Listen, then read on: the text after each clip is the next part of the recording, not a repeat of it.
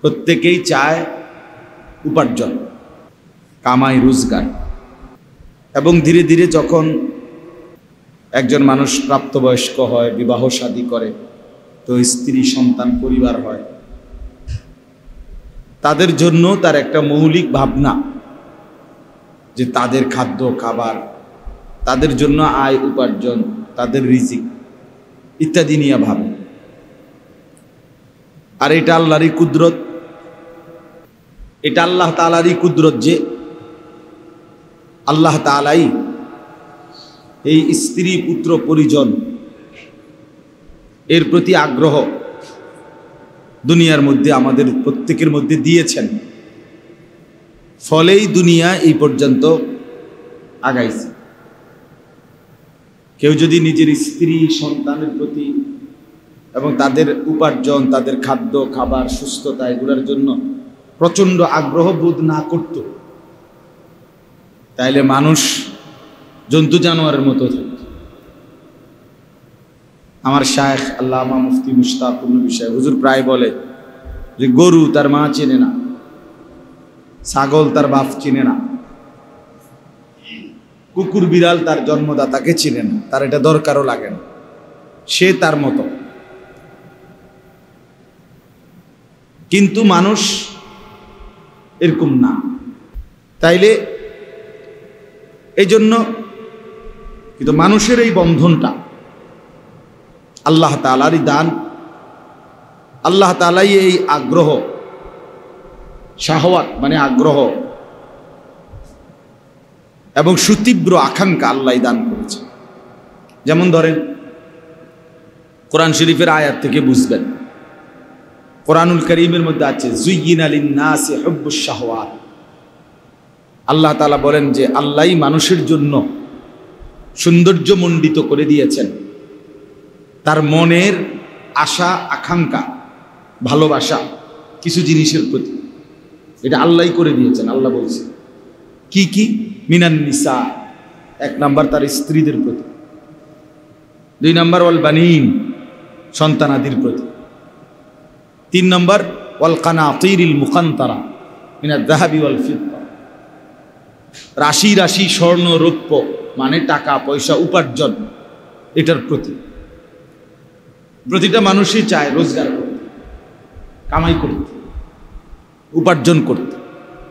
এই আগ্রহ আল্লাহ বলছেন আমি দিস। স্ত্রীর প্রতি আগ্রহ আমি দিস, আল্লাহ সাজিয়ে দিয়েছেন। সন্তানাদির প্রতি আগ্রহ আল্লাহ তাআলাই সাজিয়ে দিয়েছে। চার নাম্বার ওয়াল খাইলিল মুসাওয়ামা, চিহ্নিত ঘোড়া, দামি ঘোড়া, সুন্দর ঘোড়া। আর এখনকার জামানা হলো দামি বাহন, সুন্দর বাহন, একটা ভালো গাড়ি, একটা ভালো সাওয়ারি, সবারই আগ্রহ। চলার পথে একটা আরামদায়ক ব্যবস্থাপনা সবাই চায়, কেমনে গেলে একটু আরামে যাওয়া যাবে। এইটার প্রতি এই যে আগ্রহ, এটা মানুষের ভিতরে আল্লাহ বলেন আমি দিয়েছি। ওয়াল আনআম,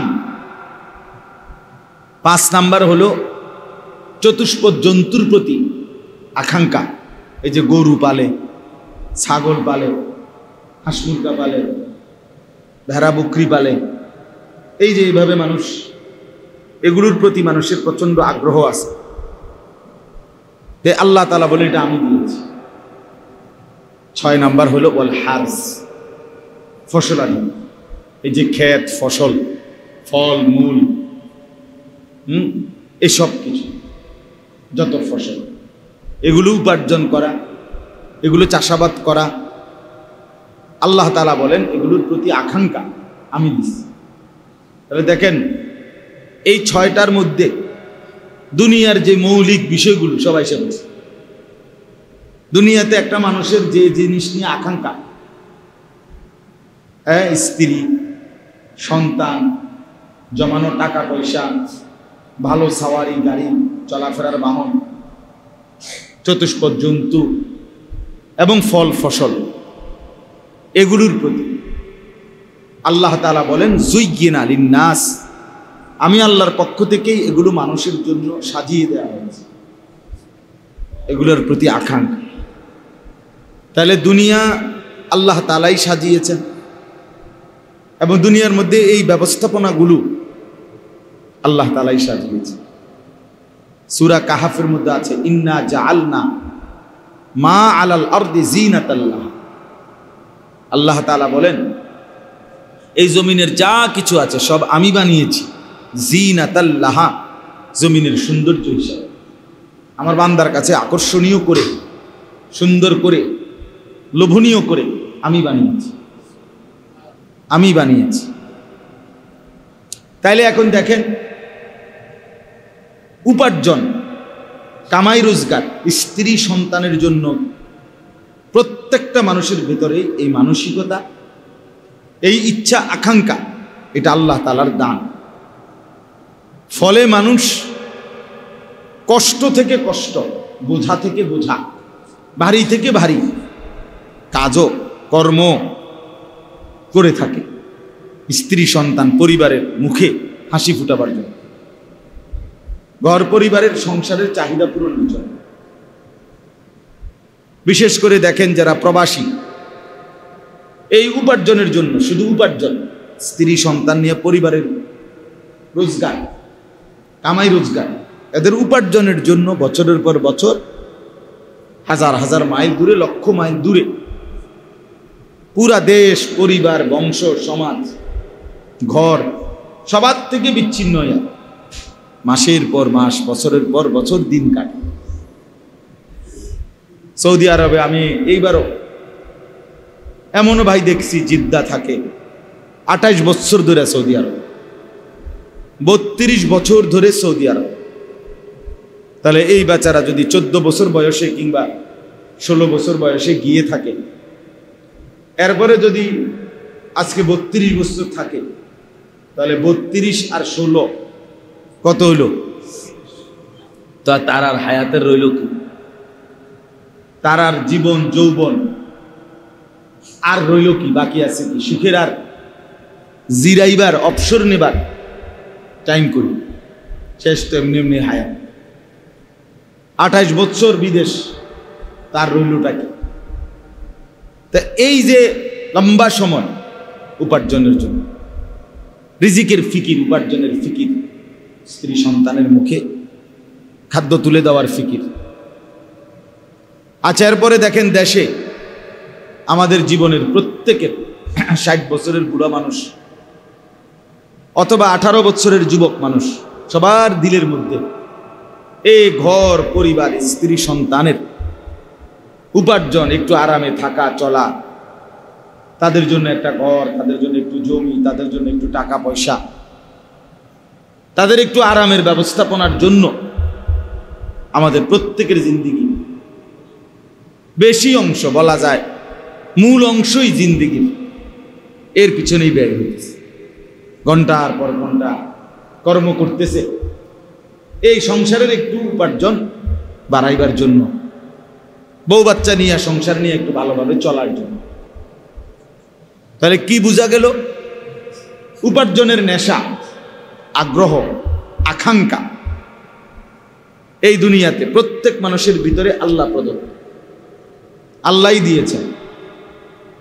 তো যেহেতু আল্লাহ তাআলাই দিয়েছেন, স্ত্রী সন্তানের প্রতি আগ্রহ, উপার্জনের প্রতি আগ্রহ, তো আল্লাহ তাআলাই এটার সব রকমের মূল নীতি আল্লাহ তাআলাই বলেছেন। অর্থাৎ আল্লাহ তাআলাই নির্ধারণ করে দিয়েছেন যে তোমার সেই আগ্রহ, আকাঙ্ক্ষা কতটুকু পর্যায়ে বৈধ, কতটুকু পর্যায়ে অবৈধ। আর তোমার সেই আগ্রহ, আকাঙ্ক্ষা তুমি সম্পূর্ণ নিজের কাঁধে, আমি আল্লাহকে ভুলে তুলে নিও না। তোমারে কাজে লাগাইয়া, তোমারে ব্যবসাত লাগাইয়া, তোমারে চাকরিতে ঢুকাইয়া দিয়া, তোমারে বিদেশ পাঠাইয়া দিয়া আমি আল্লাহ বিশ্রামে যাই নাই, নাউযুবিল্লাহ। আমি তোমারে ছেড়ে দেই নাই, আমি তোমারে ভুলিও নাই। তোমারে কর্ম বন্টন করে দিছি, কিন্তু মূল রিজিক আমি দিচ্ছি। মূলত দিচ্ছেন কে? কোরআনুল কারীমের মধ্যে আছে, আল্লাহ তাআলা বলেন, ওমা কুন্না আনিল খালকি গাফিলিন। আল্লাহ বলেন, শোনো, আমি আল্লাহ আমার সৃষ্টির থেকে মোটেই গাফেল নই। আমি আল্লাহ গাফেল নই আমার সৃষ্টির ব্যাপারে। কয়জন বানাইলাম, কতজন আছে, কতক্ষণ আছে, কে নাই কে আছে, আমি গাফেল না। এই কায়নাতের মধ্যে যত কিছু আছে সমস্ত কিছুর নিখুঁত হিসাব 24 ঘন্টা আল্লাহ তাআলার কাছে আছে। আছে কি না বলে? কোরআনুল কারীমের মধ্যে আল্লাহ তাআলা বলেন, লাকাদ আহসাহুম ওয়া আদ্দাহুম আদ্দা। আল্লাহ বলেন, আমি তোমাদেরকে বেষ্টন করে আছি। আল্লাহ বেষ্টন করে আছেন সবাইকে, সব কিছুকে। এবং আল্লাহ তাআলা পুরা সেকেন্ড মিনিট জিন্দিগির সব গুনে গুনে রাখছেন, গুনে গুনে। তাহলে আল্লাহর নজরে, আল্লাহর হিসাবে আড়ালে আমরা কেউ নই, আল্লাহর সীমারেখার বাহিরে আমরা নই। আচ্ছা, তাইলে এবার দেখেন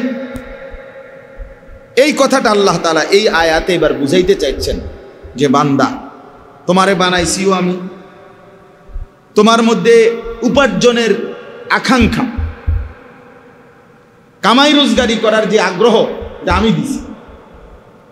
স্ত্রী সন্তান যে কয়জনের লাগে তুমি টেনশন করো রে, এরা আমি দিছি।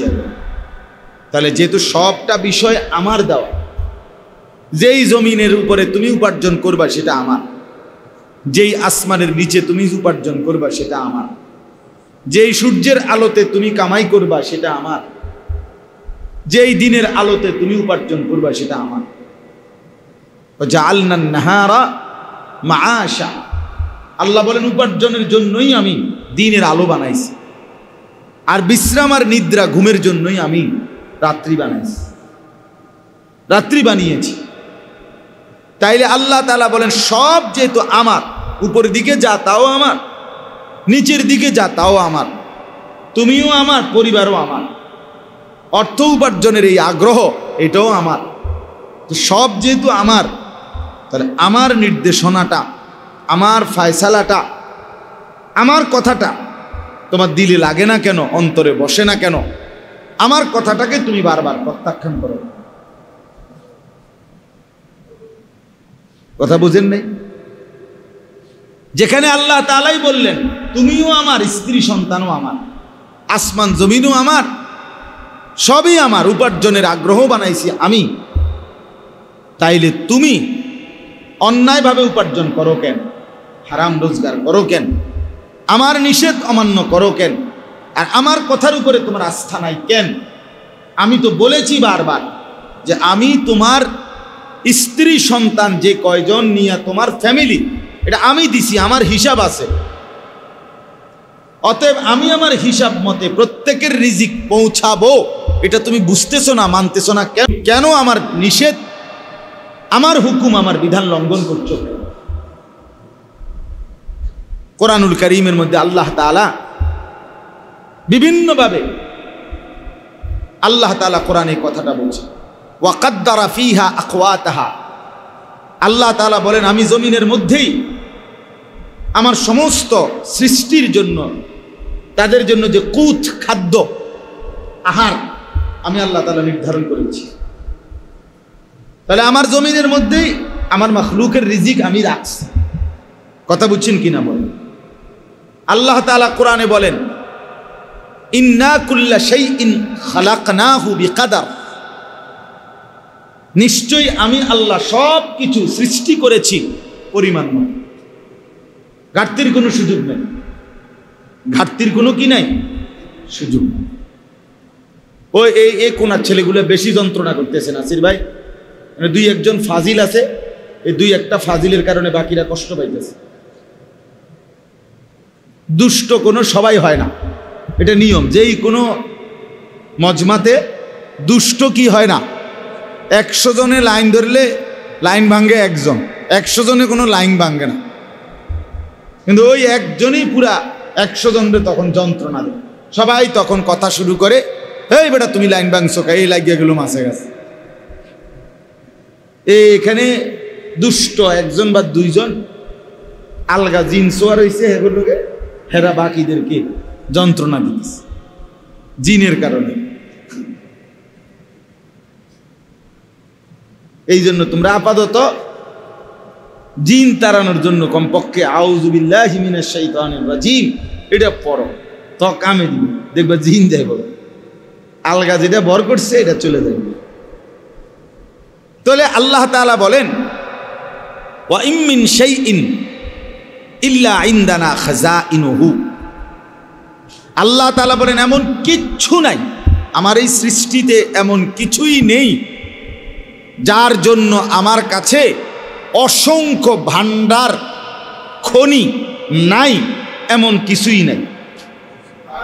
মানে তুমি এটা মনে করো না বান্দা বাতের চাইল আমার কাছে এটা হিসাব করা যে 27 টন 25 টন 200 টন, না না বেটা বেকুব, যেটাই আমার সবটাই খাজানা, খাজানা ভান্ডার ভান্ডার। ওয়া ইম মিন শাইইন ইল্লা ইনদানা খাযাইনুহু, আমার কাছে ভান্ডার আছে বেটা। লিল্লাহি খাযাইনুস সামাওয়াতি ওয়াল আরদ, আল্লাহ বলেন আসমান এবং জমিনের সমস্ত ভান্ডার আল্লাহর নিকট। কার নিকট? লাহু মাকালিদুস সামাওয়াতি ওয়াল আরদ, আল্লাহ বলেন আসমান এবং জমিনের সমস্ত কিছুর চাবি আমার হাতে। কার হাতে? ওয়া ইনদাহু মাফাতিহুল গায়ব লা ইয়ালামুহু ইল্লা হু, না লা ইয়ালামুহা ইল্লা হু, আল্লাহ তাআলা বলেন সমস্ত অদৃশ্য বিষয়ের চাবিকাঠি আল্লাহরই হাতে। লা ইয়ালামুহা ইল্লা হুয়া, তিনি ছাড়া আর কেউ তা জানে না কোনটা কোথায় কদ্দুর। আল্লাহ তাআলা কোরআনুল কারীমের মধ্যে বলেন ওয়ামা তাদরি নাফসুম মাযা তাকসিবু গাদান, কেউ জানে না আগামী মিনিট, আগামী ঘন্টা, আগামী দিন, আগামীর সময়ে সে কি উপার্জন করবে, কিন্তু আমি জানি। জানে কিনা বলেন? আল্লাহ তাআলা বলেন ইয়ালামু মা বাইনা আইদিহিম ওয়া মা খালফাহুম, পেছনের যা তাও আমি জানি, সামনের যা তাও আমি জানি, তাও আমি জানি। তাইলে আসমান ও জমিনের সমস্ত কায়নাতের ভান্ডার আল্লাহ, আল্লাহর। আল্লাহ তাআলা বলেন আমার কাছে সব কিছু আছে, পর্যাপ্ত পরিমাণ, হিউজ পরিমাণ, বিপুল পরিমাণ, কোনোভাবেই আমার কাছে কোনো ঘাটতি বলতে, কমতি বলতে, কোনো সিজন, কোনো মৌসুম, কোনো অবস্থা, কোনো হালাতেই আমি আল্লাহর কাছে কমতি, ঘাটতির বলতে কিছু হইতে।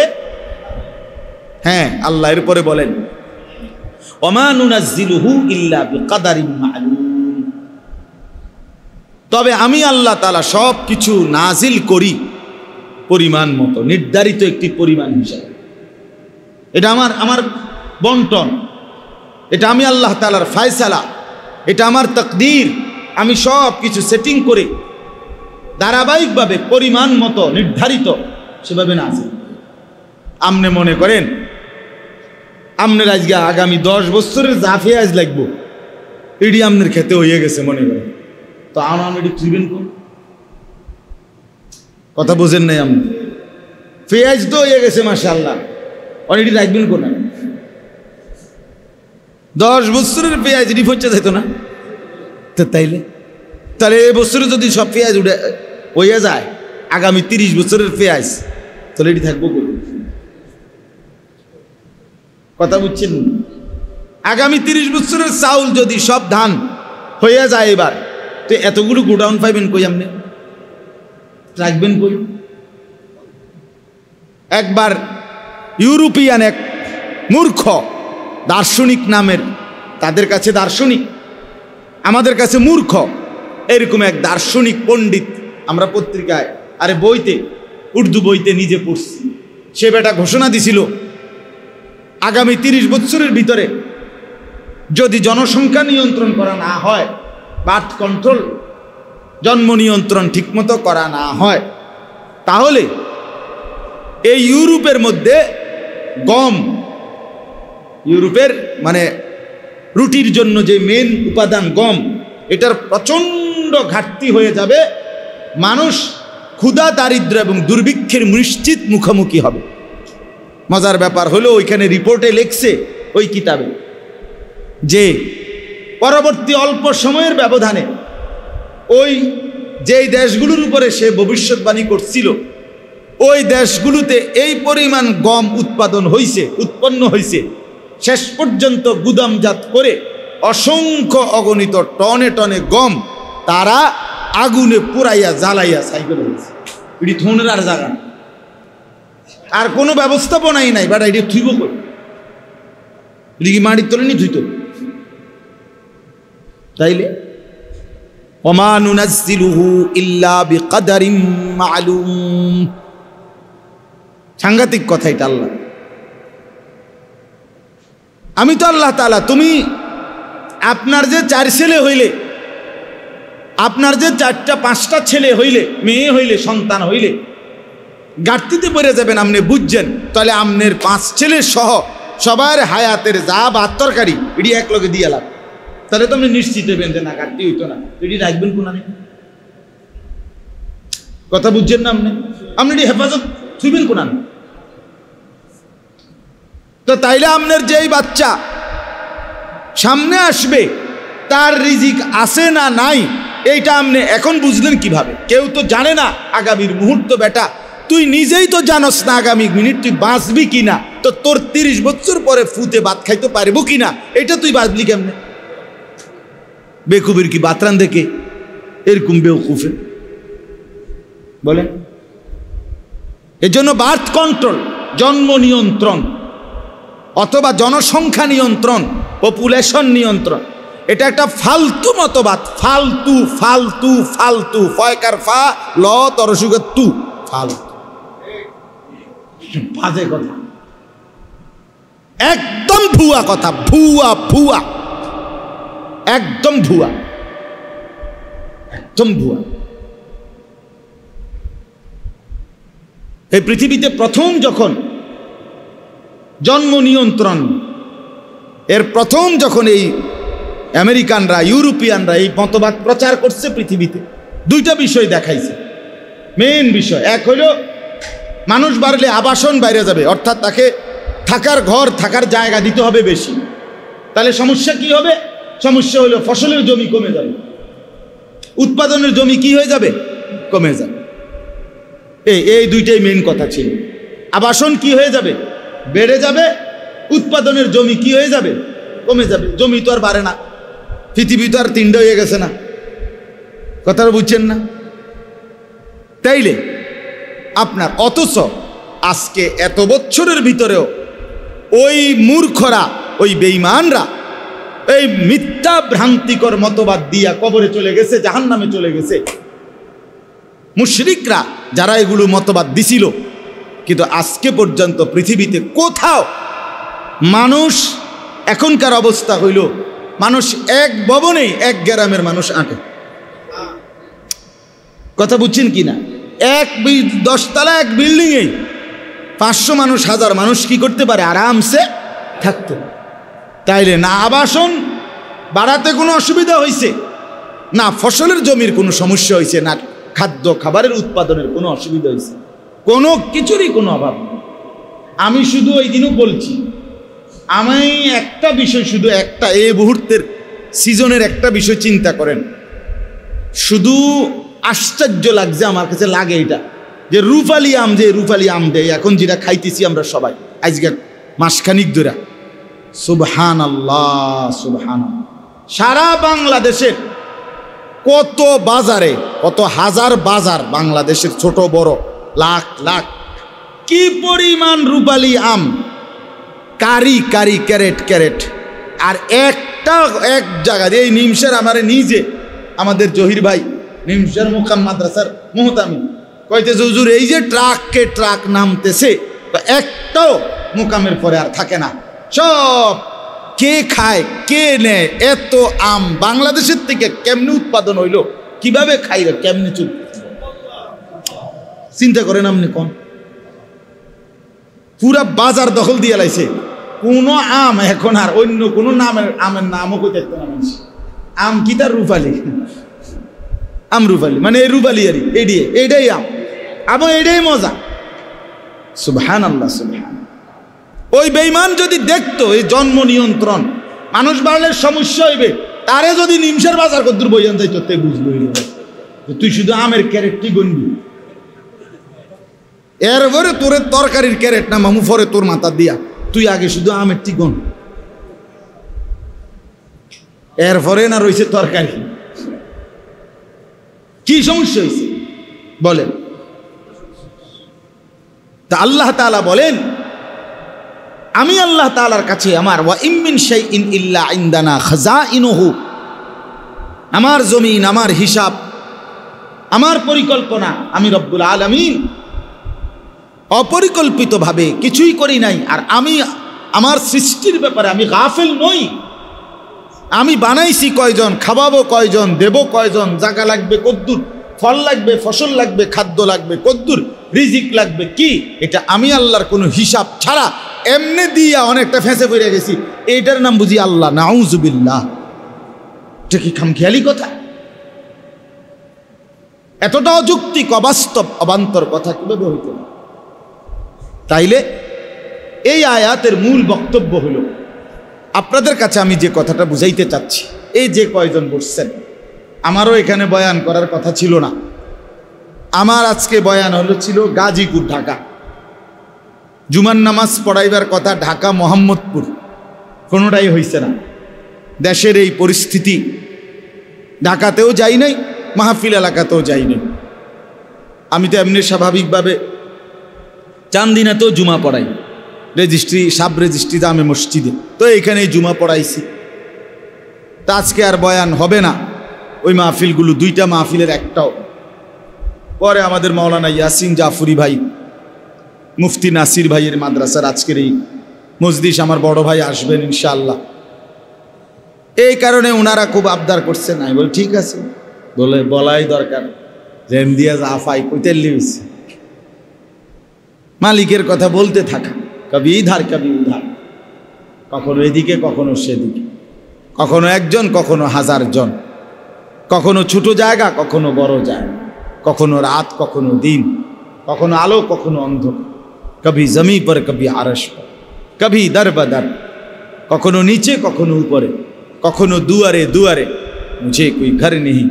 দাঈর কোনো ঘর হয় না। আল্লাহর পথে যে ডাকে তার এত কিছুর কোনো হিসাব লাগে না, বলতেই থাকা, আল্লাহর জন্যই বলতে থাকা। আল্লাহ আমাদেরকে কবুল করে নেন। তো এবার চলেন এই আয়াতের কথা। তাহলে এই যে এতক্ষণের কথার দ্বারা এটা বুঝাইলাম, আল্লাহ তাআলা বলেন জমিনও আমার, আসমানও আমার, মানুষও আমার, পরিবারও আমার, আয় উপার্জনের সব ব্যবস্থাপনাও আমার। অতএব বান্দা, আমি রব্বুল আলামিন আমার সৃষ্টি থেকে গাফিল নই। আমি সকলের সব কিছু বিকাদারিম মালুম, সুনির্দিষ্ট পরিমাণ আমি নির্ধারণ করেছি। ওয়াকাদ্দারা ফিহা আকওয়াতাহা, আমি এই জমিনের মধ্যে প্রত্যেকের জন্য রিজিক, খাদ্য, খাবার কাদ্দারা, তাকদীরের মতো নির্ধারণ করে রেখেছি, সব ফয়সালা করে রাখছি। অতএব এই নিখুঁত হিসাব, আল্লাহর নিখুঁত ফয়সালা থাকার পরেও আমি আপনি আল্লাহর হুকুমের লঙ্ঘন করে হারাম এবং অবৈধ উপার্জন কিংবা সন্তান পরিজনকে আল্লাহ থেকে বিমুখ করা, আল্লাহ থেকে সরিয়ে ফেলা, আখিরাত ভুলাইয়া দেওয়া, এটা করব কেন? কেন করব? এই আয়াত দেখেন এবার আল্লাহ কি বলেন। ওয়ামা মিন দাব্বাতিন ফিল আরদ, আল্লাহ তাআলা বলেন এই জমিনের মধ্যে, ফিল আরদ মানে জমিন, জমিনের মধ্যে বিচরণশীল এমন একটি প্রাণীও নেই। অর্থাৎ এই জমিনের মধ্যে মানুষ বলেন, গরু বলেন, ছাগল বলেন, হাঁস বলেন, মুরগি বলেন, কুকুর বলেন, বিড়াল বলেন, সাপ বলেন, বিচ্ছু বলেন, পিঁপড়া বলেন, মাকড়সা বলেন, যা বলেন, যা কিছু জমিনের মধ্যে চলাচল করছে, হ্যাঁ, মাটির উপরে হোক আর মাটির নিচে হোক, পাহাড়ের উপরে হোক আর সাগরের গভীরে হোক, এক কথায় আসমানের নিচে যা, সবই তো জমিন। তো এই যা কিছু বিচরণশীল, একটাও এমন নেই আল্লাহ বলেন ইল্লা আলাল্লাহি রিজকুহা, প্রত্যেকটার রিজিকের জিম্মাদারি আমি আল্লাহ নিজে আমার কাঁধে তুলে নিলাম। ওয়ামা মিন দাব্বাতিন ফিল আরদ ইল্লা আলাল্লাহি রিজকুহা, সব কিছুর রিজিক আমার দায়িত্বে, আমি রব্বুল আলামিনের হিসাব সব। তাইলে এবার বলেন, এই এক কথা আমাদের জীবনের ভিত্তি, এই এক কথা আমাদের ঈমানের ভিত্তি। জীবনটা যদি কেউ সহজ করতে চায় তাহলে এই এক কথাই যথেষ্ট। কেন মিথ্যা বলবো, কেন চুরি করব, কেন ডাকাতি করব, কেন সুদ খাবো, কেন কিস্তি নেব, কেন হারাম রোজগার করব, কেন ওজনে কম দিব, কেন ধোঁকাবাজি, বাটপারি, সিটারির ইনকাম, মিথ্যা ইনকাম উপার্জন কেন করব? আমার বউ যেন বেশি খাইতে পারে, আমার ছেলে মেয়ে বেশি যেন খাইতে পারে। অথচ আল্লাহ তো বলছে, কসম বান্দা, এক লোকমা, এক জাররা, এক বিন্দু আমার ফয়সালার অতিরিক্ত ভক্ষণ করতে পারবে না। শুধু শুধু শুধু শুধু তুমি শুধু শুধু নিজেরে বরবাদ করলা, শুধু শুধু বরবাদ। রাসূলুল্লাহ সাল্লাল্লাহু আলাইহি ওয়াসাল্লাম বলেন, এবার নবীজির হাদিস শুনেন, আল্লাহর নবী বলেন, আর রিজকু মাকসুম, রিজিক বন্টন করা হয়েছে। আল্লাহ তাআলা প্রত্যেকের রিজিক বন্টন করে রেখেছে। বন্টন, কেউ বেশি খাবে, কেউ কম খাবে, মালিকের ফয়সালা। আপনি যদি বলেন, আল্লাহ তারে আপনি বেশি দিলেন, আমারে কম দিলেন কেন? আল্লাহ যদি জিজ্ঞাসা করে, মনে করো তোমারে কমে দিলাম, কিন্তু তুমি যে কমই পাওয়ার যোগ্য বা পাইতেই হবে, তোমার এই কমটাই দিতে হইবে, আমি এটার কারণে বাধ্যকা, তখন কি উত্তর? বুঝেন না কথাটা? আবার আরে আমি 300 টাকা দিছি, আপনারে 100 টাকা দিছি, আপনি যদি করেন আমারে 100 টাকা দিলেন, আর আমি যদি বলি তোমারে 100 টাকাই দিতে হইব, এটা কি কারণ? তোমার কি কারণ? কি কারণে তুমি 100 টাকা প্রাপ্য? তোমার কি শরীরটা তোমার, না তোমার আত্মাও তোমার, না আসমান তোমার, না জমিন তোমার, না ক্ষেত তোমার, না উপার্জনের এই ক্ষমতা তোমার? তোমার কি তা? তো তাইলে তোমার 100 টাকা দিলেই কি, 200 টাকা দিলেই কি, 20 টাকা দিলেই কি, তুমি আলাপ করার কি? কথা বুঝছেন না? তুমি তুলনা করার কে? তুমি তুলনা করার, এটা আমার ইচ্ছা, কাকে বেশি দেব, কাকে কম দেব, এটা আমার ইচ্ছা। আমি অনেক সময় বলি, মনে করেন আমরা অনেক সময় বলি যে আমার উপরে বিপদ আসছে, তা আমি খোদা, আমরা বলি যে বিপদ, এই মুসিবত আমারে নি দেখলা, মুসিবত বুঝি আমি, আল্লাহ আমার কান্দে নি দিলাম। তা আমি বলি যে আল্লাহ যদি জিজ্ঞাসা করে, আল্লাহ বান্দা আচ্ছা ঠিক আছে, তোমারে না দিয়া অন্য কারে দিতাম, তার নামটা কিন্তু তুমি কসাই আমনে একজনের নাম কইছে, এরপরে যদি সে শুনে আমনে হইতেন নাম কইছেন, আমনে কি ভিডাটা দিব? কি রে বেটা, তুই আমার নাম কইলি কেন? আরে বলবি কি না, বলেন না কেন? তাইলে এই কথা বলার কোনো যুক্তি আছে? তাইলে আপনি যে বললেন আল্লাহ আমারে কম দিলেন, তারে বেশি দিলেন কেন? সে যদি প্রশ্ন করে আমারে কম দিত, এটা তুই চাইলি কেন? কি রে বেটা? এই জন্য আল্লাহ তাআলা বলেন, ইল্লা আলাল্লাহি রিজকুহা, আমি কায়নাতের সমস্ত কিছুর রিজিক আমার হাতে রেখেছি, এটা আমার ফয়সালা, আমার দায়িত্ব, আমি আমার কাঁধে তুলে নিয়েছি, একেবারে ফরজ মনে করে আমি আদায় করছি। সুবহানাল্লাহ। আল্লাহ নবী বলেন, ইন্নার রিজকা লা ইয়াতলুবুল আবদা কামা ইয়াতলুবু আজালুহু। আমি এই কথাগুলো বলার একটা শেষ 2 মিনিটের উদ্দেশ্য আছে, এটা পরে এক কথা বলবো। ইন্নার রিজকা লা ইয়াতলুবুল আবদা কামা ইয়াতলুবু আজালুহু। নবীজি বলেন, নিশ্চয়ই কোন মানুষের মৃত্যু যেমন তাকে তালাশ করে বের করে ফেলে, তার রিজিকও তাকে এভাবে তালাশ করে নেয়। আইসিইউর ভিতর থেকেও মালাকুল মউত নিয়ে আসে, ঠিক কিনা বলেন? হসপিটালের আইসিইউতে কাউরে ঢুকতে দেয় না নার্সেরা, কিন্তু মালাকুল মউত ঠিকই ঢুকে, সে নিয়ে আসে। ঠিক মৃত্যু যেমন নিয়ে আসে, আল্লাহর নবী বলেন রিজিকও ওই ব্যক্তিকে এভাবে তালাশ করে নেয়। এরপরে দেখেন নবীজি বলেন, ওয়াল্লাহি লান তামুতা নাফসান হাত্তা তাস্তাকমিলা রিজকাহা। নবীজি বলেন আল্লাহর কসম, একটা প্রাণ, একটা আত্মা, একটা জীবিত সত্তা মরবে না তার জন্য বরাদ্দকৃত রিজিক পূর্ণ না করা পর্যন্ত। হাত্তা তাস্তাকমিলা রিজকাহা, তার রিজিক পূর্ণ না করে সে মরবে না। মরার সুযোগ নাই, মরার সিস্টেমে নাই, সে বেঁচেও ভোগ করতে পারবে না, আবার রিজিকটুকু না খাইয়েও যাইতে পারবে না। তাইলে আল্লাহ তাআলা বলেন, এখন আপনি আমি বলেন আমরা আল্লাহ তাআলার নিখুঁত হিসাবের মধ্যে এবং আল্লাহ তাআলার পক্ষ থেকে আমাদের জন্য বাধ্যতামূলক রিজিক, আমাদের আয় উপার্জন সব নির্ধারিত, আমরা কেন আল্লাহর নাফরমানি করব? আল্লাহকে বাদ দেব কেন? হারাম কেন রোজগার করব? কেন হারাম রোজগার করব? এলো এক কথা। আচ্ছা, এখানে অর্থটুকুর আরেকটু আছে দেখেন। এরপরে আল্লাহ বলেন ওয়া ইয়ালামু মুস্তাকাররাহা ওয়া মুস্তাউদাআহা। মানুষের অবস্থান দুইটা, একটা হলো সাময়িক অবস্থান, একটা হলো দীর্ঘমেয়াদী অবস্থান। সাময়িক অবস্থান হলো হায়াতের এই দুনিয়া, দীর্ঘমেয়াদী অবস্থান হলো কবর। আল্লাহ বলেন সাময়িক এই দুনিয়ায় তুমি কখন কোথায় থাকবা আমি এটাও জানি, চূড়ান্তভাবে তুমি কোথায় দাফন হইবা, কবরস্থ হইবা আমি সেটাও জানি, আমি সেটাও জানি। তাইলে তোমার শেষ সেকেন্ড পর্যন্ত তুমি কোথায় কোথায় থাকবা আমি তাও জানি, আর সর্বশেষ কোথায় তুমি মাদফুন দাফন হইবা আমি তাও জানি। আল্লাহ বলেন আমি শুধু জানি মনে করছো? না, কুল্লুম ফি কিতাবিম মুবিন, বরং সমস্ত কিছু আমি রব্বুল আলামিন আমার নির্ধারিত লৌহে মাহফুজের যেই খাতা কিতাব, আমার সেই লৌহে মাহফুজের মধ্যে স্পষ্টভাবে লিখে রাখছি। আসবা কোন দিন, যাবা কোন দিন, মায়ের পেট থেকে বের হইবা কোন দিন, আবার এই পৃথিবীর মায়া ত্যাগ করে মৃত্যুবরণ করবা কোন দিন, হাসবা কয়বার, কাঁদবা কয়বার, হাত উঠাবে কয়বার, পা উঠাবে কয়বার, চোখ খুলবে কয়বার, কানে শুনবা কয়বার, আল্লাহ তাআলা বলেন লোকমা মুখে দিবা কয়বার, পানির ঢোক গিলবা কয়বার। খোদার কসম আল্লাহ বলেন আমি সব সব লিখে রাখছি, সব লিখা, হিসাব করা, হিসাব করা। আল্লাহ তাআলা, আমি অনেক সময় বলি আল্লাহ তাআলা কোনো বোর্ডিং চালায় না। আল্লাহ কি চালায় না?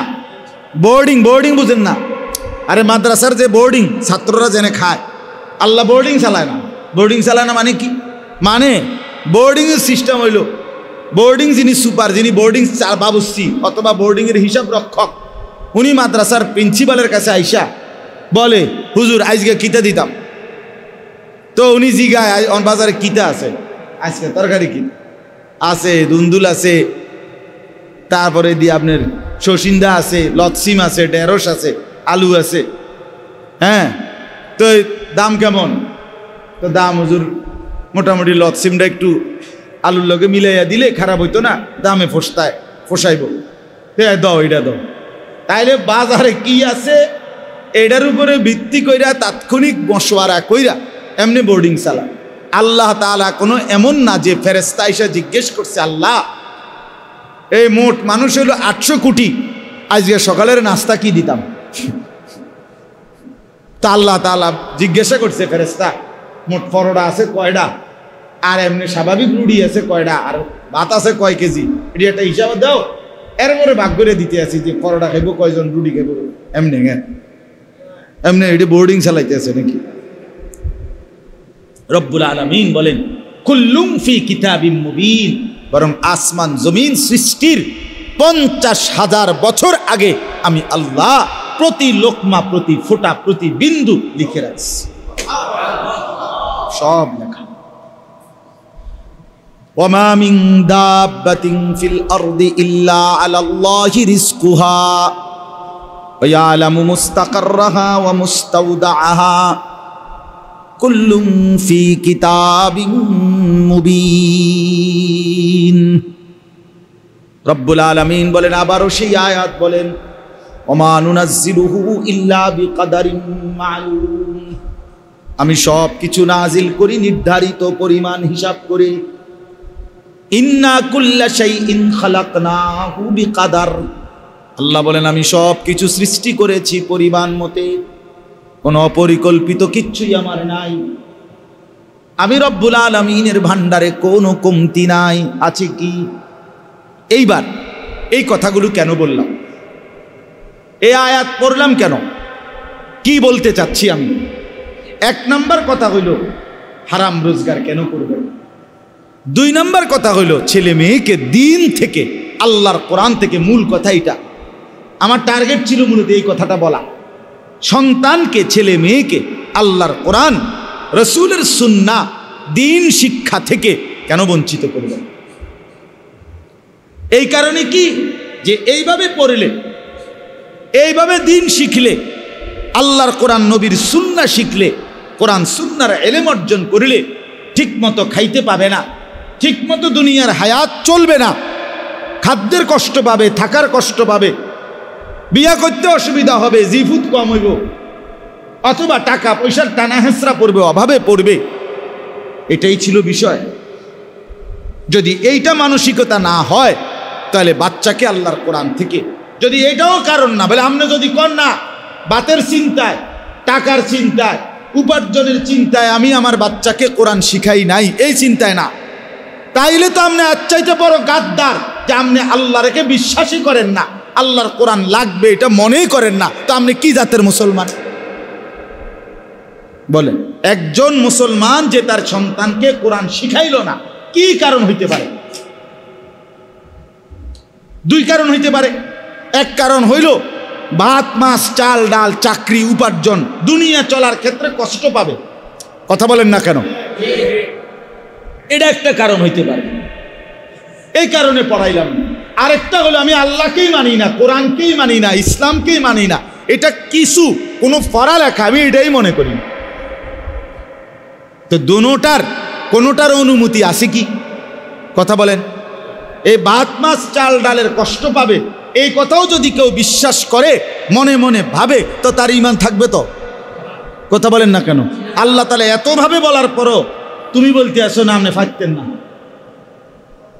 তাইলে কোরআনে আছে লা নাসআলুকা রিজকা নাহনু নারযুকুক। রব্বুল আলামিন বলছেন আমি রব্বুল আলামিন স্ত্রী সন্তান পরিজন চালাইতে তোমাদের কারো সাহায্য চাই না, রিজিকের, রিজিক দিতে, খাদ্য খাবার পৌঁছাইতে কারো সাহায্য লাগবে না। হ্যাঁ, নাহনু নারযুকুকা, আমি আল্লাহ একাই সকলকে রিজিক দেব। আল্লাহ বলেন ওয়ালা তাকতুলু আওলাদাকুম খাশিয়াতা ইমলাকিন, ক্ষুধার ভয়ে, অভাবের ভয়ে, দারিদ্রতার ভয়ে সন্তানকে মেরে ফেলো না। নাহনু নারযুকুকুম ওয়া ইয়াহুম, আল্লাহ বলেন আমি তোমাকেও রিজিক দেব, তোমার সন্তান পরিবারকেও রিজিক দেব।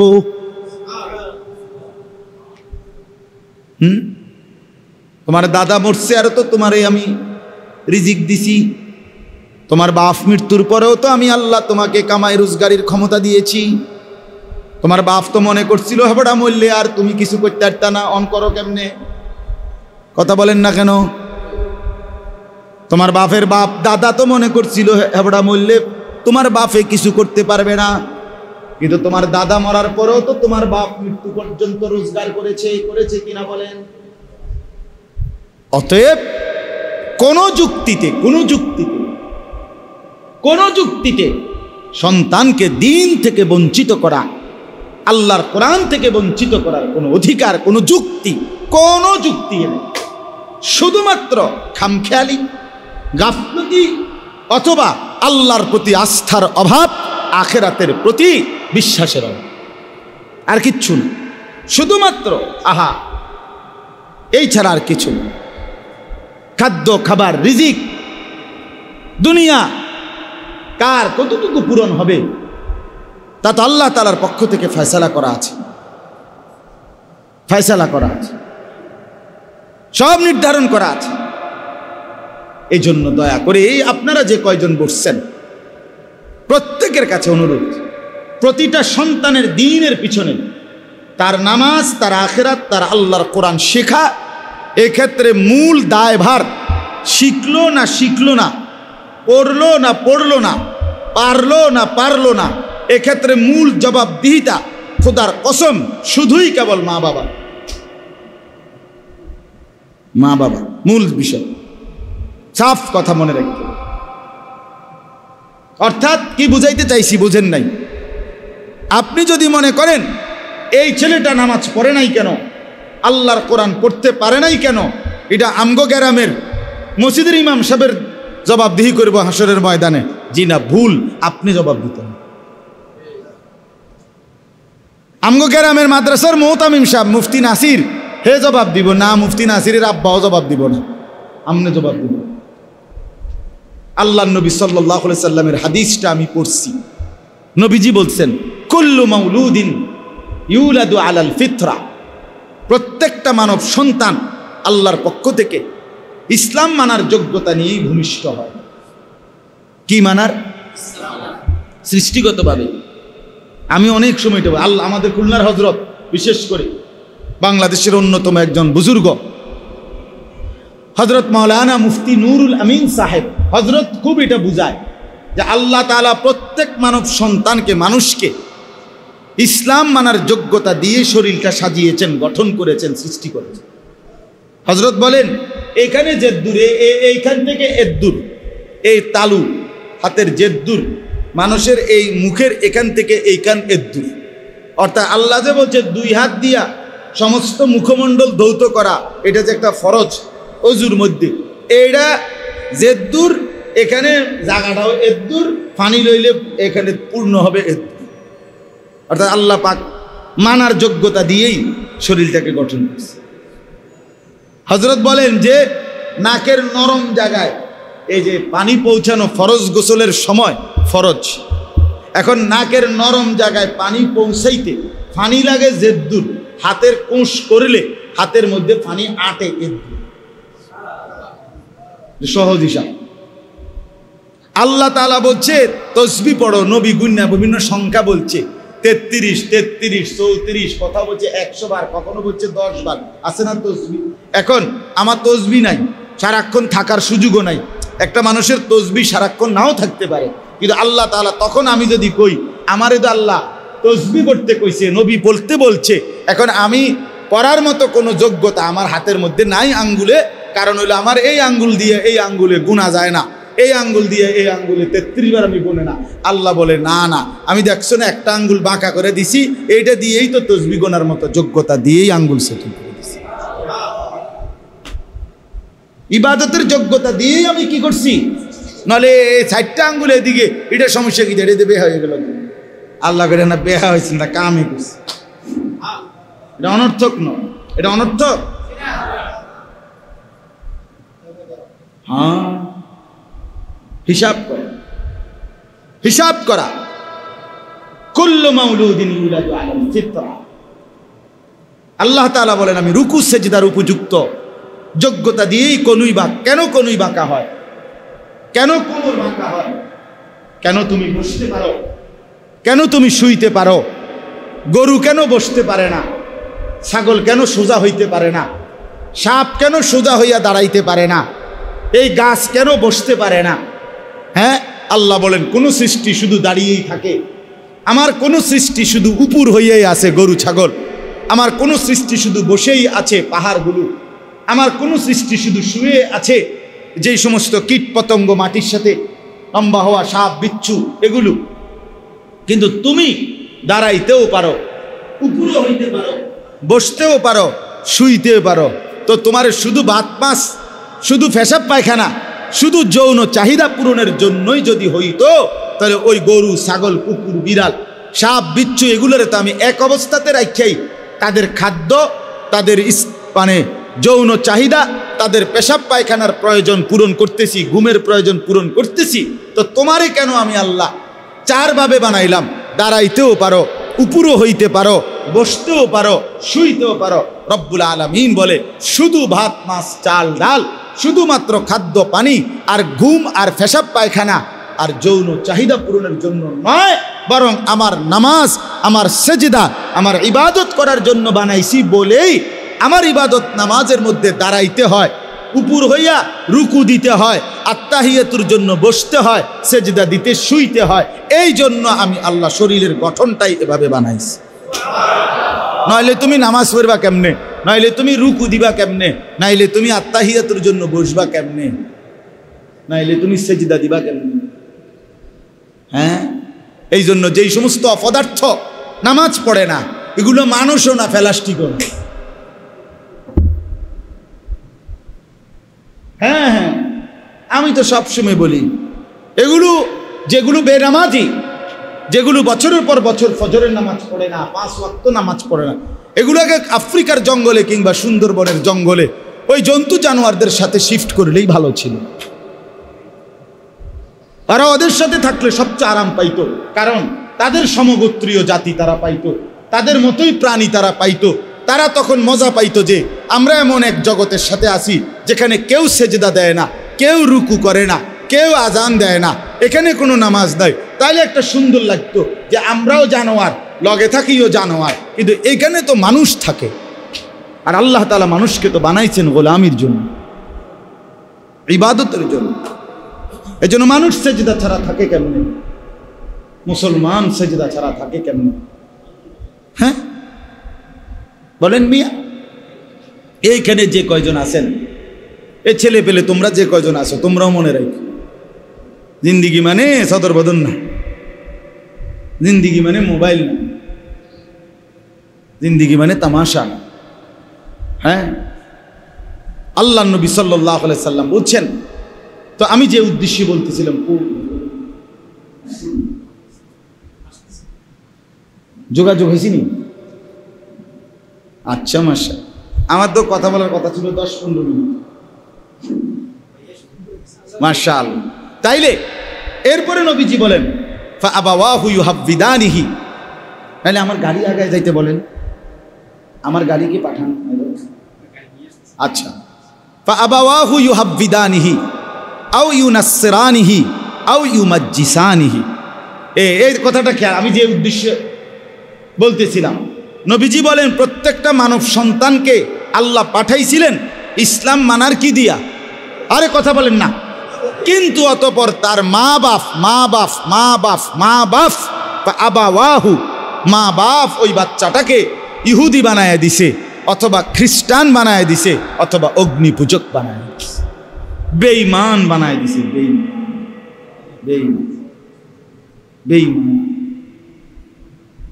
24 ঘন্টায় বড় হাতেরে দেখাইছে, আব্বা আমার এই 60 বছরের হায়াত, 50 বছরের হায়াত, বিড়ি ছাড়া আমি কোনোদিন চলি না, কাজে আগুন ছাড়া কোনোদিন থাইকো না, আর আগুনের সাথে যেন তোমার গভীর সম্পর্ক থাকে, এই জন্য আমি মরলেও তুমি বিড়ি ধরাইবা।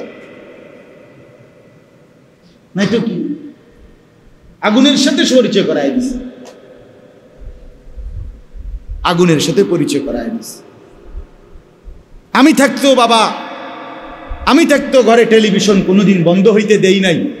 তুমি যদি আমার পুত্র হইয়া থাকো, আমার ঘরে বাপের মতো ফুতের মতো বাপ, তাইলে তুমিও কোনোদিন আমার ঘরে টেলিভিশন বন্ধ হইতে দিবা না।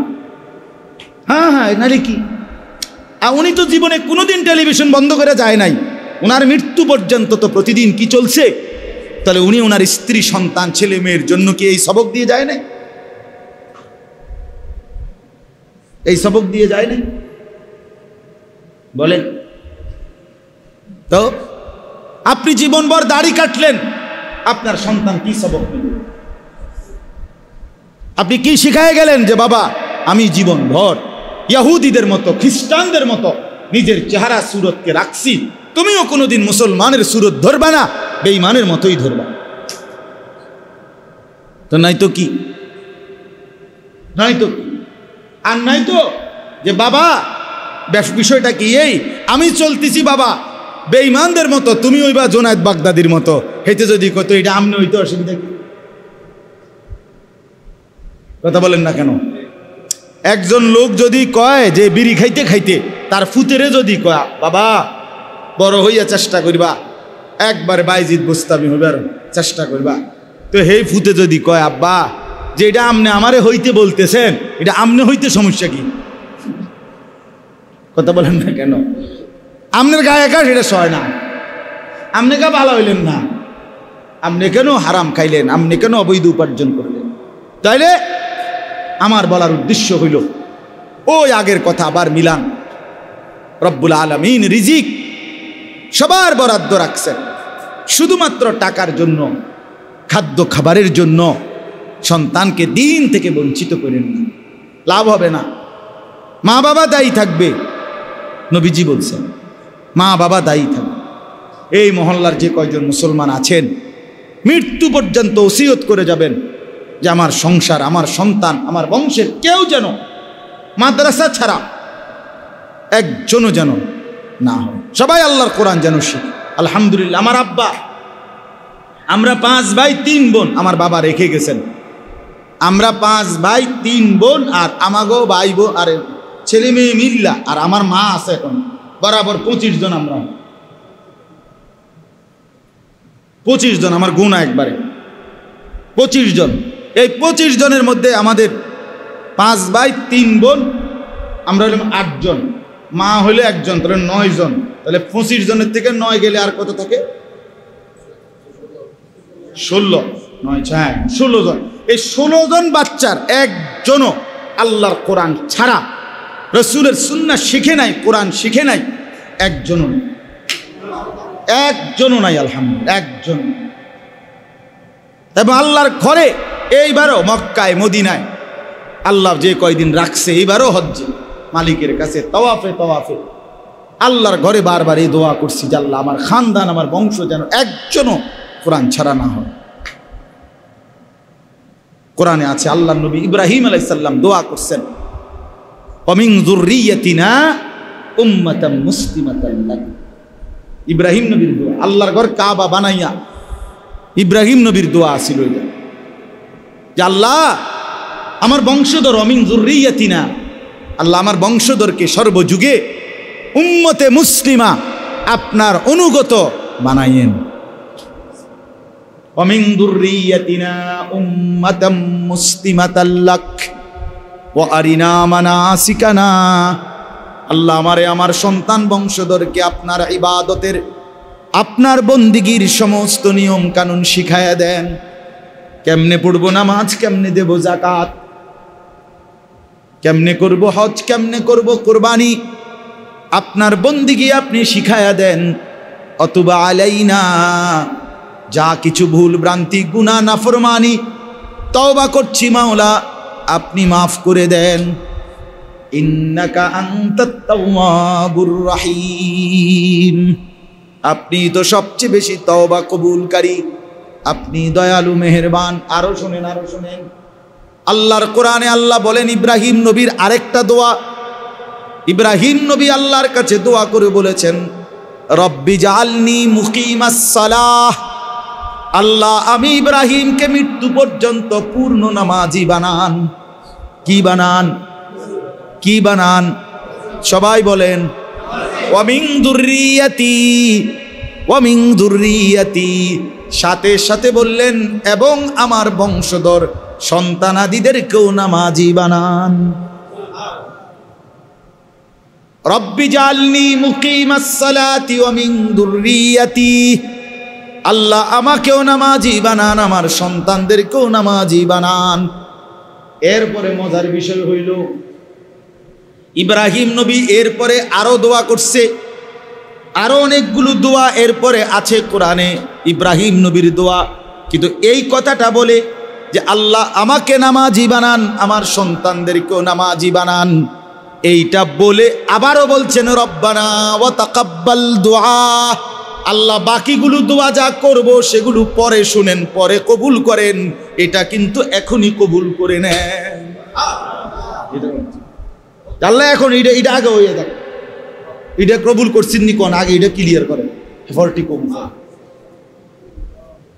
বুঝেন না? একসাথে 13 মিনিটের দোয়া যা কইছি আল্লাহ, ভাত মাছ চাল ডাল গাঁদা বাড়ি সব দিয়ে এক লগে দিয়ে, না না, ইব্রাহিম নবীর কথা এইটা আগে আলাদা দোয়া যে আল্লাহ আমাকেও নামাজি বানান, আমার সন্তানদেরকেও নামাজি বানান। রব্বানা ওয়া তাকাব্বাল দুআ, আল্লাহ এটা কিন্তু আলাদাভাবে এক্ষুনি গ্রহণ করে নেন। রব্বানা গফিরলি, এরপরে বলছেন আলাদা আবার নতুন দোয়া শুরু করছেন, আল্লাহ আমারে মাফ করে দেন। যদি বলেন ইব্রাহিম ছেলে মেয়ের কথা মনে রাখলেন, মা বাবার কথা মনে রাখলেন না বুঝি? ইব্রাহিম নবী বলে শোনো না, আমি তো কইতে আছি রব্বানা গফিরলি, ওয়ালিওয়ালিদাইয়া, আল্লাহ আমারও মাফ করে দেন, আমার মা বাপকেও মাফ করে দেন। যদি বলি ইব্রাহিম নবী বাপ মার কথাও মনে রাখলেন, জিফুতের কথাও মনে রাখলেন, সমস্ত ইমানদার মানুষের কথা বুঝি ভুলে গেলেন। আল্লাহ বলেন না না, ইব্রাহিম নবী বলে না না, শোনো না আমি এরপরে কি বলি, ওয়ালিল মুমিনিনা ইয়াউমা ইয়াকুমুল হিসাব, আল্লাহ সমস্ত মুমিনদেরকেও মাফ করে দেন। আর কি বাকি, ইয়াউমা ইয়াকুমুল হিসাব, যেদিন হিসাবের দিন হবে সেদিন আমারও মাফ করেন, মা বাপকেও মাফ করেন, সমস্ত ইমানদার মুমিনদেরকেও মাফ করে দেন। হ্যাঁ, এই জন্য বাপ ফিকির চাই, ফিকির চাই, দিন শিখান সন্তানকে, দিন শিখান। এই ছোট ছোট মাদ্রাসাগুলো কষ্ট করে, বহুত কষ্ট করে চালায়, টানা হেসরা অভাব সব সময়, কিন্তু এরপরও আল্লাহর কোরআন নিয়ে, আল্লাহর দিন নিয়ে আঁকড়াই আছে, বহুত কষ্ট করে। আপনারা যদি সবাই আন্তরিক না হন তাইলে হবে কেমন? আপনাদের একটা ছেলে, এইখানেও যে কয়জন ছেলে আছো ভাইয়া, আল্লাহর দিন শিক্ষক, স্কুলে পড়ো, শুরু করে দিছো পড়ালেখা, কোনো সমস্যা নাই, আগে পিছে পড়ো। স্কুলে যাওয়ার আগে 1 ঘন্টা কোনো এক ফাঁকে 30টা মিনিট আল্লাহর কোরআনের জন্য সময় দাও। 6 বছর লাগুক, কোরআন শরীফ শুদ্ধ হয়ে যাবে। বিকালবেলা একটু সময় দাও, মুরব্বী যে কয়জন আছেন, চা দোকানের থেকে কত সময় মসজিদে দেন। বনবিড়ি আর চা বিস্কুটের এই ফালতু সময় থেকে বেহুদা সময় নষ্ট না করে আল্লাহর কোরআনের জন্য কিছুটা সময় দিন, বরকত হবে, হায়াতের দাম বাড়বে, আখিরাতে সুন্দর হবে, স্ত্রী সন্তান পরিজন দিন পাবে। প্রত্যেকেই তার বাবা মাকে অনুসরণ করে, আপনি না বললেও সে আপনাকে অনুসরণ করে, এটা বাস্তবতা। আমার ছোট ছেলে আপনার সফওয়ান, আমার 2 ছেলে, ছোট ছেলে, সারাক্ষণ বাসায় নামাজের মুসল্লারে ভাঁজ করে, টুল আছে টুলের খাড় করায়, ওয়াজ কি ওয়াজ, কেউ বোঝে না হেতে কি কয়, আল্লাহ কিন্তু বের করে। আমার বড় মেয়ে, আমার বিবি অনেক বারে কইছে আমার, হেতে কি কয়, হেতে কইতে, কিন্তু মাগার উড়ে এলায় সব। হ্যাঁ, সে তো তার বাবা, আমি সে তো দেখছে আমারে, দেখছে, তাহলে বোঝা গেল সন্তান তার বাবাকে কি করে, ফলো ফলো। আমার বড় মেয়ে, আমার বিবি সব সময় হিজাব পরে, বোরকা পরে, হিজাব। আমি এ পর্যন্ত আলহামদুলিল্লাহ, আজকে আমার ছোট্ট মেয়ের বয়স 3 বছর, সেপ্টেম্বরে পূর্ণ হবে। এর মধ্যে কথা বলার পর থেকে যে কয়বার উমরায় গেছি, একবার হজে গেছি, একবার মোটামুটি হের বুঝের কিছুটা বুঝের, এই 3 বছরের ভিতরে বয়সের 2বারেই আমি আমার এই ছোট্ট মেয়েটাকে মোবাইলে যতবারই জিগাইছি মক্কা মদিনা থেকে, আব্বু তোমার জন্য কি আনতাম, এক কথাই বলছে হিজাব হিজাব, আব্বু হিজাব, আমি হিজাব হিজাব। এবং বাসার গেইটের কোনোভাবে এই পাশে আনা যাবে না হিজাব ছাড়া। বাইরে যাইতে হইলেই তার মাথাতে কি দিতে হবে, সে বুঝে, তার মা, তার বোন, সে তাদেরকে দেখে অনুসরণ করে। তাহলে প্রতিটা সন্তান মা বাবাকে কি করে বলেন, অনুসরণ, অনুসরণ করে। এজন্য মা বাবার জিম্মাদারি এটা, সন্তানকে দিন দেওয়া, সন্তানকে দিন দেওয়া। আল্লাহ তাআলা রিজিকের জন্য ঠকাবে না, খাদ্য খাবারের জন্য আল্লাহ ঠকাবে না, রিজিক বন্টন করে। আল্লাহ এখানে বলছেন, আমি সকলের রিজিকের ফয়সালা আমি আল্লাহ আমার দায়িত্বে তুলে নিলাম, আমার কাঁধে তুলে নিলাম। এই জন্য আমরা প্রত্যেকে ইনশাআল্লাহ চিন্তা করেন, ফিকির করেন, আমরা প্রত্যেকের ইনসাফের সাথে আমাদের মধ্যে এই ভাবনা আমরা ভাবেন।